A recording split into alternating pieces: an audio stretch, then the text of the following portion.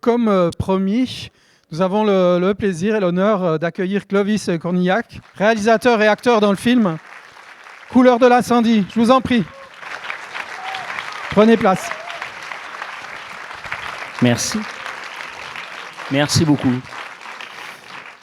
Voilà, des applaudissements qui, je pense, sont vraiment extrêmement mérités par rapport à un film vraiment qui, je crois, nous aime beaucoup.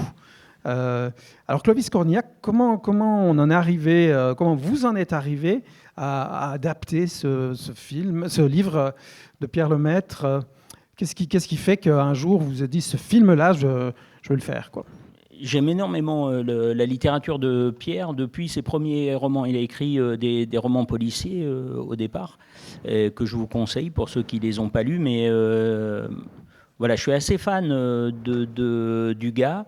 Et plusieurs fois, j'ai essayé aussi de l'inviter sur des plateaux télé ou des choses comme ça, quand j'avais des promotions dans des émissions. C'est un type que je voulais rencontrer. Et puis, un jour, il est venu avec Camille Trumer, avec qui il travaille, et avec Gaumont, évidemment, et ils m'ont proposé de réaliser Couleur de l'incendie. Inutile de dire que, déjà étant fan du gars, enfin fan, pas au sens poster dans la chambre, hein, mais j'aime énormément ce que fait cet homme-là. J'étais ravi, et mon ambition, mon amour du cinéma et à fabriquer du cinéma n'est pas éloigné de ce type de récit. Donc c'était voilà, il n'y a même pas eu de question pour moi. J'ai dit, les gars, je suis votre homme. Est-ce que, cher public, vous avez des questions à poser à Clovis Cornillac? J'en suis bien sûr et certain. Il y a un micro qui passe. Alors, ou des questions, ou alors je me permets, pardon. Ou des avis. Hein. Oui, parce que comme je vous le disais, vous êtes les premiers à l'avoir vu. Donc, même un mot, même désagréable, je suis costaud, je suis capable d'encaisser. Donc, n'hésitez pas. Voilà, vous êtes un premier public, hein, vous l'avez compris. Donc, j'espère que vous ne serez pas le dernier. Je ne crois pas, non. J'ai remarqué que le thème de la tromperie était un thème omniprésent, c'est-à-dire qu'à chaque scène, une personne se faisait tromper. Est-ce que pour vous, c'est un thème important ?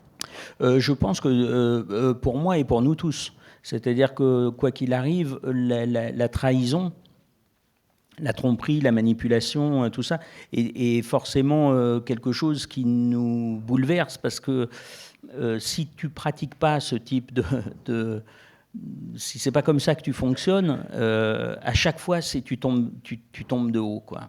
À chaque fois tu fais mais c'est dingue, quoi.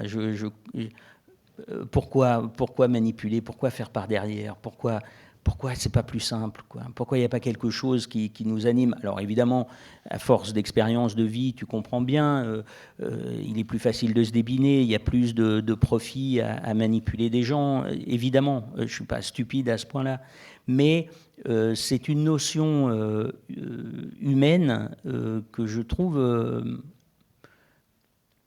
très violente. C'est-à-dire, je pense que la cruauté, d'une manière grégaire, fait partie de l'humain. On peut être agressif, on peut être en colère, on peut avoir quelque chose de frontal qui est très, très physique, presque animal, quoi, de quelque chose qui est de l'ordre du rugissement ou physiquement même de quelque chose de frontal.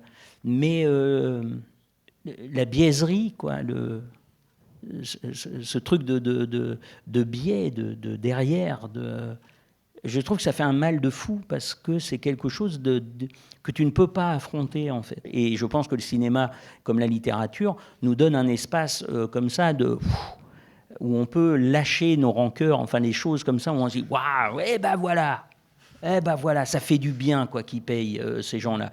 Mais dans la vie, la plupart du temps, la revanche ne t'apaise pas. Parce qu'en vrai, tu as l'impression d'être le même. C'est-à-dire, tu dis, en fait, c'est le fameux œil pour œil, dent pour dent. Je ne crois pas qu'on y trouve de la paix, quoi. Je crois que ce n'est pas du tout moteur.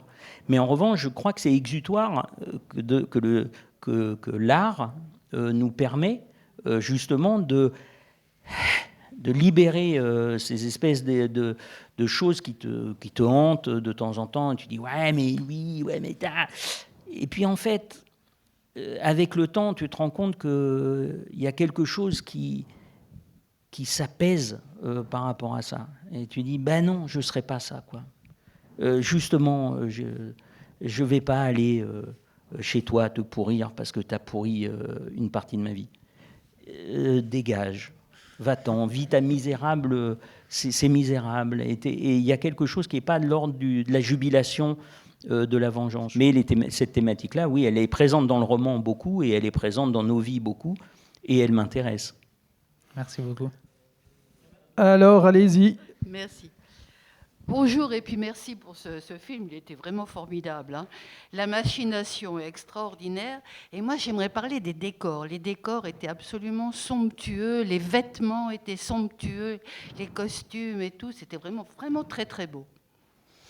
Ben, déjà je leur communiquerai parce que c'est des gens avec qui je travaille régulièrement et que j'aime énormément. Je suis d'accord avec vous. Tout le travail qui se fait en amont, évidemment, sur les films, c'est passionnant, quoi. C'est-à-dire, moi, par exemple, dans la vie, j'ai pas forcément bon goût. Je me fous des fringues. Ça ne m'intéresse pas de comment les gens sont habillés, pas habillés. Si je rentre chez des gens, ce qui m'intéresse, c'est les gens et pas leur intérieur. Donc, j'ai pas cette... Et puis, dès que je vais faire un film... je peux passer une demi-heure sur un ourlet. Ah. C'est-à-dire qu'à partir du moment où ça rentre dans mon monde, alors tout devient un enjeu énorme. Voilà, tout a du sens en fait quand on filme. Je pense que ça peut se passer qu'à partir du moment où on s'entend et où il y a une décision qui est celle ou celui qui fait le film. Je pense que tout le monde travaille, on travaille tous. Moi, comme acteur, quand je fais des films comme acteur, je travaille pour la personne qui fait le film. Tous les autres, je m'en fous. Si un chef opérateur me dit « Oui, mais est-ce que tu peux aller chercher ce truc-là et tout ?» Quand je vois qu'il n'y a pas de projet dans le film, oui, je vais aider le chef opérateur, aider l'ingénieur du son, aider le décorateur, pas montrer que mon costume ne va pas. Mais en vrai, on travaille que pour une personne, quoi. Et cette notion-là, il faut être suffisamment fort pour porter un projet et avoir une vision suffisamment claire et arriver à communiquer avec, et que les gens avec qui vous travaillez soient suffisamment talentueux pour à chaque fois amener des choses en plus. C'est-à-dire, je ne saurais pas décrire une tapisserie en disant, tu sais, c'est comme ces tapisseries du 17e et qui ont été abandonnées au 18e et que j'aime beaucoup parce qu'ils sont dans des tons. Non, je dis non, c'est pas ça. J'aimerais cette couleur et est-ce qu'on aurait cette typologie de graphisme dessus? Et attends, je vais te montrer quelque chose. Il va chercher quelque chose, on regarde et je fais le lien entre cette tapisserie et le décor à l'intérieur du café que je veux avoir en me disant... Comme cette séquence, j'aimerais terminer cette séquence sur la tête de l'enfant et rentrer dans le café après ce truc-là. Il faut qu'il y ait quelque chose qui soit lié pour moi narrativement pour que jamais on sorte de la narration, du spectacle et tout ça. Donc vous avez raison, je pense qu'il n'y a pas un endroit dans un film à laisser de côté, pas un. Sinon, il faut s'en priver parce que c'est ridicule, ça coûte de l'argent et ça ne sert à rien. Merci beaucoup. Voilà, je crois qu'on va en rester là, hélas, parce que le temps a passé très très très vite. C'est normal, c'était passionnant. Bon, merci beaucoup. Merci beaucoup. Alors, cher public, n'oubliez pas une chose, on le répétera jamais assez. Rien ne vaut de découvrir un film en salle, pardon. Et surtout, lorsqu'on l'a beaucoup aimé, de faire ce qu'on appelle bouche à oreille et de le dire plus loin pour susciter, je dirais, l'envie de le voir, ce film. Et ça sera sans doute pour vous le cas avec Couleur de l'incendie qui va sortir quand ? Le 9 novembre. 9 novembre, voilà. Alors, il faudra un peu attendre, mais d'ici là, faites votre boulot. Merci beaucoup. Merci à tous, merci beaucoup.